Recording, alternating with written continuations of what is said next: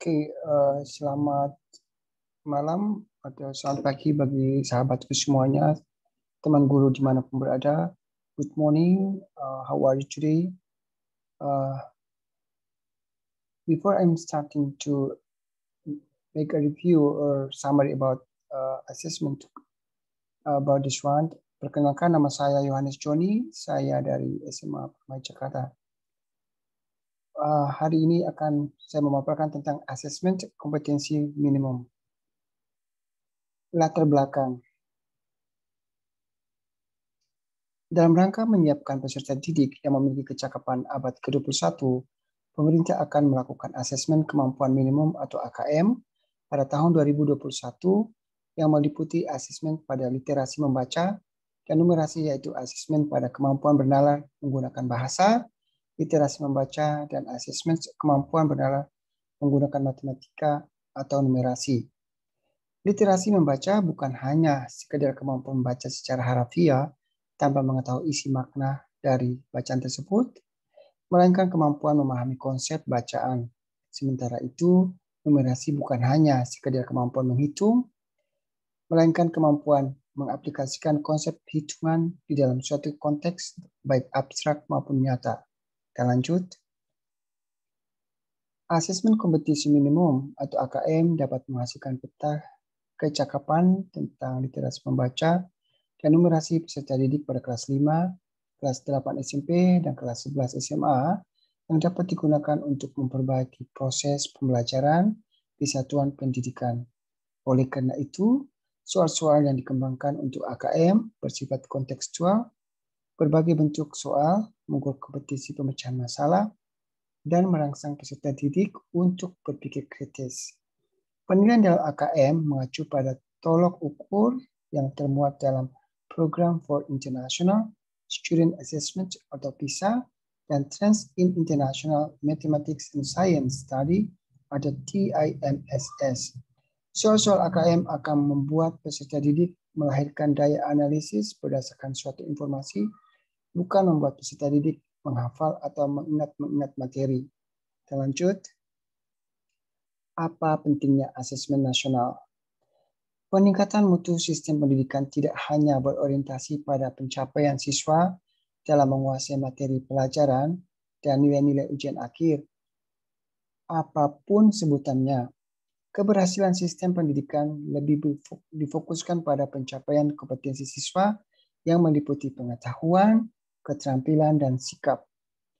Terlebih pada era transformasi pendidikan abad ke-21, di mana arus perubahan menuntut siswa menguasai berbagai kecakapan hidup yang esensial untuk menghadapi berbagai tantangan abad ke-21, di mana siswa memiliki kecakapan belajar dan berinovasi, kecakapan menggunakan teknologi informasi, kecakapan hidup untuk bekerja, dan berkontribusi pada masyarakat.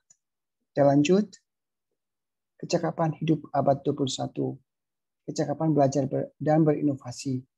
Keterampilan belajar dan inovasi berfokus pada berpikir kritis, kreativitas, komunikasi, dan kolaborasi. Keterampilan ini merupakan keterampilan penting yang harus dikuasai oleh peserta didik pada abad ini dan masa datang.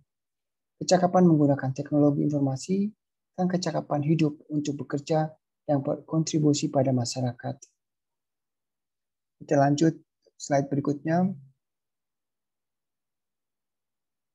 Ya, mengapa perlu adanya AKM?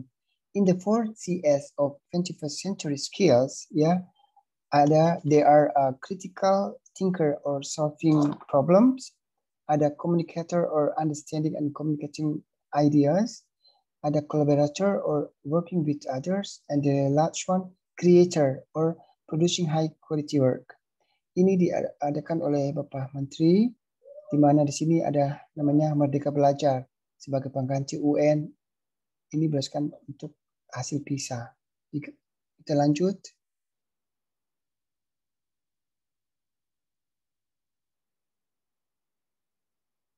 Ya, dari hasil PISA tahun 2018, ya, Reading Performance and Equality in PISA 2008 ada bagian di mana 8% of the qualification is performing is experienced by socio-economic class.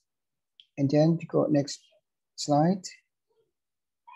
Asesmen Nasional 2021 atau AKM, pemecahan mutu pendidikan pada seluruh sekolah, madrasah, dan program kesetaraan jenjang dasar dan menengah. Mutu diukur dengan 3 instrumen. Instrumen yang pertama adalah Asesmen Kompetisi Minimum atau AKM, di mana mengukur literasi membaca dan numerasi. Kedua, Survei Karakter atau SK, di mana mengukur sikap, kebiasaan, nilai-nilai sebagai hasil belajar non-kognitif. Dan yang ketiga, Survei Lingkungan Belajar atau SLB, mengukur kualitas pembelajaran dan iklim sekolah yang menunjang pembelajaran. Mengapa literasi dan numerasi?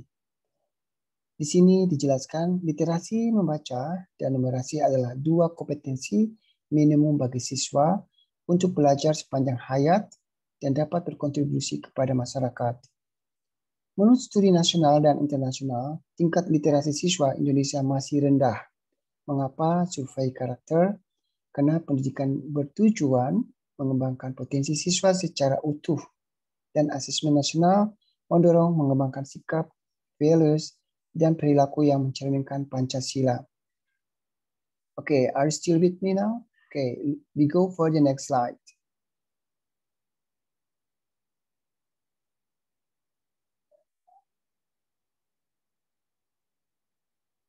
Profil dan kelebihan AKM. Profil dan kelebihan AKM. Yang pertama, tidak dilakukan berdasarkan mata pelajaran atau penguasaan materi kurikulum. Yang kedua, tidak membedakan peminatan. Yang ketiga, siswa mendapat soal yang mengukur kompetensi yang sama. Yang keempat, keunikan konteks beragam materi kurikulum, lintas mata pelajaran dan peminatan atau ragam stimulus. Yang kelima, penguasaan terhadap 2 kompetensi literasi dan numerasi. Yang keenam, dilakukan agar sesuai dengan standar internasional seperti PISA. Ketujuh, AKM dilaksanakan secara adaptif. Yang kedelapan, tidak ada kisi-kisi. Yang kesembilan, keberhasilan AKM tidak melalui proses drilling soal-soal. Dampak dari AKM. Yang pertama, memperbaiki budaya belajar seperti yang diharapkan. Yang kedua, tidak ada dikotomi antara mata pelajaran UN dan mata pelajaran non-UN. Yang ketiga, tidak ada mata pelajaran utama dan mata pelajaran pelengkap. Yang keempat, tidak ada percepatan materi atau bimbingan intensif. Yang kelima, meningkatkan proses pembelajaran. We go next slide. Peserta, siapa aja yang termasuk dalam peserta AKM? Peserta yang pertama adalah murid atau warga belajar. Untuk persekolahan, peserta siswa kelas 5, kelas 8, dan kelas 11 dipilih secara acak. Untuk pendidikan kesetaraan, peserta siswa kelas 6, kelas 9, dan kelas 12 yang memerlukan. Yang ketiga, setiap peserta mengerjakan AKM, SK, dan SLB. Yang berikutnya adalah guru dan kepala satuan. Semua guru dan kepala satuan mengerjakan SLB secara mandiri. Nah, waktu pelaksanaannya, waktu untuk jenjang SD, hari pertama ada 2.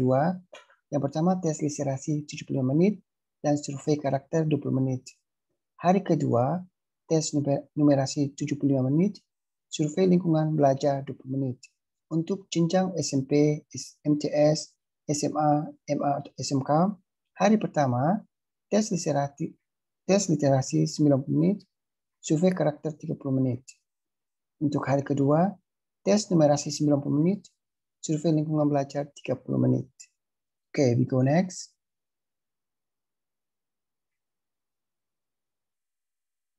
Pelaksanaan menggunakan daring, jadwal yang ditentukan dan diawasi. Yang ketiga, guru dan KS mengerjakan survei secara mandiri, waktu cukup panjang. Untuk waktu, ya seperti yang tadi dijelaskan sebelumnya, hari pertama untuk jenjang SD, tes literasi 75 menit, survei karakter 20 menit. Hari kedua, tes numerasi 75 menit, survei lingkungan belajar 20 menit. Dan untuk SMP, hari pertama, tes literasi 90 menit, survei karakter 90 menit. Profil AKM. Di sini ada AKM nasional dan AKM kelas. AKM nasional yang pertama berfungsi mengevaluasi kualitas sistem pendidikan. Kedua, sampel peserta didik kelas 5, kelas 8, kelas 11 ditentukan oleh Kemdikbud. Yang ketiga, pelaksanaan standar oleh pusat. Kalau AKM kelas, yang pertama, fungsi formatif untuk memahami hasil belajar individu peserta didik. Yang kedua, peserta didik kelas 2 sampai kelas 12 sesuai kebutuhan diagnosis guru. Yang ketiga, pelaksanaan oleh guru di kelas. Okay, do you have any questions? Okay, we go next slide. Karakter pelajar Pancasila. Selain tuntutan kecakapan abad 21, profil pelajar Pancasila juga menjadi rujukan pencapaian karakter bagi seluruh siswa di Indonesia. Bahkan profil pelajar Pancasila ini sudah merangkum serangkaian kecakapan hidup abad 21. Karakter pelajar Pancasila yang ingin dicapai oleh siswa yaitu yang pertama, beriman dan bertakwa kepada Tuhan Yang Maha Esa serta berakhlak mulia. Yang kedua, berkebinekaan global. Yang ketiga, mandiri. Yang keempat, bernalar kritis. Yang kelima, kreatif. Yang keenam, gotong royong. Okay, we go next.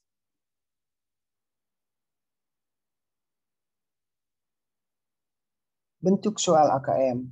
Bentuk soal AKM adalah yang pertama pilihan ganda, yang kedua pilihan ganda kompleks, yang ketiga menjodohkan, yang keempat isian singkat, yang kelima uraian. Proses kognitif dalam AKM. Ada satu yang literasi dan numerasi. Literasi yang pertama menemukan informasi, mencari, mengakses, menemukan informasi tersurat dari wacana. Yang kedua, interpretasi dan integrasi, memahami informasi tersurat dan tersirat, ya memadukan interpretasi antar bagian teks untuk menghasilkan inferensi. Yang ketiga, evaluasi dan refleksi, menilai kredibilitas, keseluruhan maupun keterpercayaan teks, mampu mengaitkan isi teks dengan hal lain di luar teks. Numerasi, yang pertama pemahaman, memahami teks, ya, memahami fakta, prosedur, serta alat matematika. Yang kedua, penerapan, mampu menerapkan konsep matematika dan situasi nyata yang bersifat rutin. Penalaran, yang ketiga, bernalar dengan konsep matematika untuk menyelesaikan masalah bersifat non-rutin. Oke, kita lanjut. Butir soal AKM. AKM atau model butir soal atau penilaian yang model pembelajaran HOTS yang diharapkan mampu menunjang curiosity, scientific, dan lain-lain. Model pembelajaran yang digunakan yang pertama adalah model pembelajaran discovery atau inquiry learning. Model yang kedua, model pembelajaran problem based learning atau PBL. Yang ketiga, model pembelajaran project based learning atau PJBL. Oke, kita go. Critical and creative thinking. Di sini di critical and creative thinking ada beberapa poin yang perlu kita harus pahami bersama, di mana ini untuk menunjang pendidikan kita di dalam hal mengajar. Yang pertama adalah inquiring. Inquiring di sini adalah identifying, exploring, and organizing information and ideas. Yang kedua, generating ideas, possibilities, and actions. Yang ketiga, analyzing, synthesizing, and evaluating reasoning and procedures. Yang keempat adalah reflecting on thinking and processes, critical thinking skills. Okay, we go next. Critical thinking skills. Di dalam critical thinking skills ada beberapa yang perlu kita pahami dan perlu kita pelajari bersama. Yang pertama adalah analysis. Di dalam analysis ada examining ideas, ada detecting arguments, ada analyzing arguments. And di dalam evaluations ada assessing claims, ada assessing argument. And di dalam inference ada querying evidence, conjecturing alternative, and drawing conclusions. And ada explanations. Di dalam explanation ada stating result, ada justifying procedures, dan ada presenting arguments. Selain itu ada self-regulation. Di dalam self-regulation ini adalah self-examinations, dan ada self-correction. And the last is interpretation. Di dalam interpretations ada categorizing, ada decoding significance, and ada clarifying meaning. Okay. We go next. Di dalam AKM seperti kita pelajari sebelumnya ada tabel, belum taksonomi ya. Ada beberapa tabel taksonomi yang perlu kita pahami bersama. Di antaranya ada mengingat atau remember, ya ada di remember ini atau mengingat ada uraikan, identifikasi, ada urutkan, ada sebutkan, ada ingat kembali, ada kenali, ada catat, ada hubungkan, ada ulangi, ada garis bawahi. Dan dalam sini ada pemahaman seperti understand, ya. Understand sini adalah berikan contoh, uraikan, tentukan, jelaskan, ekspresikan, jelaskan dengan kata-kata sendiri, identifikasi, temukan, ulangi, pilih, sebutkan, terjemahkan. Di sini ada aplikasi atau application. Di dalam aplikasi itu ada aplikasikan, tunjukkan, gunakan, manfaatkan, ilustrasikan, operasikan, terapkan. Ada juga analisis atau analisa. Di sini kita diminta untuk menganalisa, kategorikan, bandingkan, simpulkan, bedakan, temukan, gambarkan, artikan, telaah, prediksi.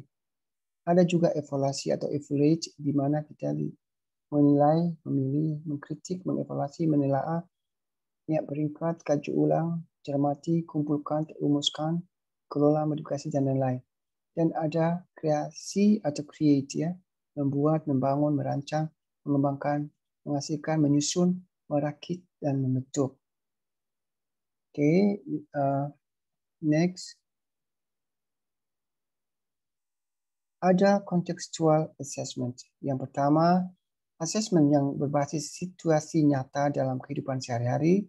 Yang kedua, ruang lingkup stimulus atau konteks, personal, sosial, dan global seperti kesehatan, pendidikan, pekerjaan, sumber daya alam, lingkup hidup, lingkungan hidup, bencana alam, dan pemanfaatan sains dan teknologi.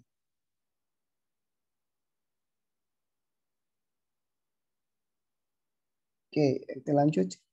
Di sini ada karakteristik assessment kontekstual, itu ada istilah dengan react, ya. React di sini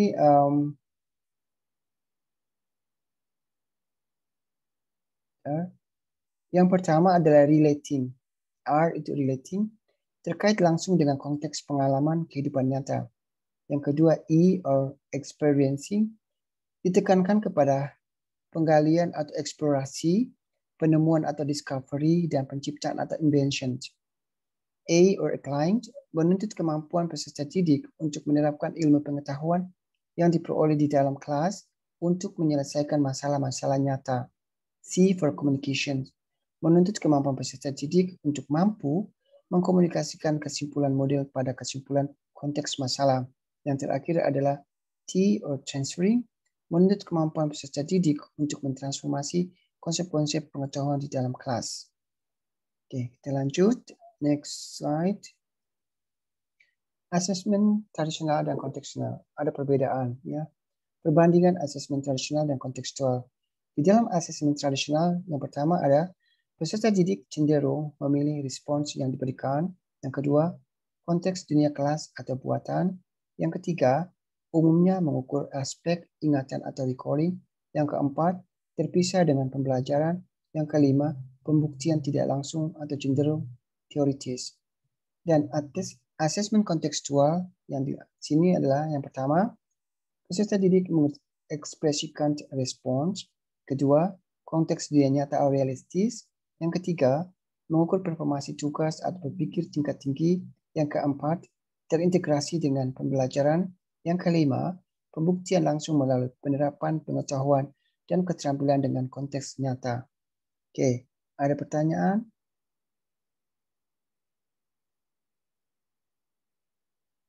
Okay, thank you so much for your kind attentions.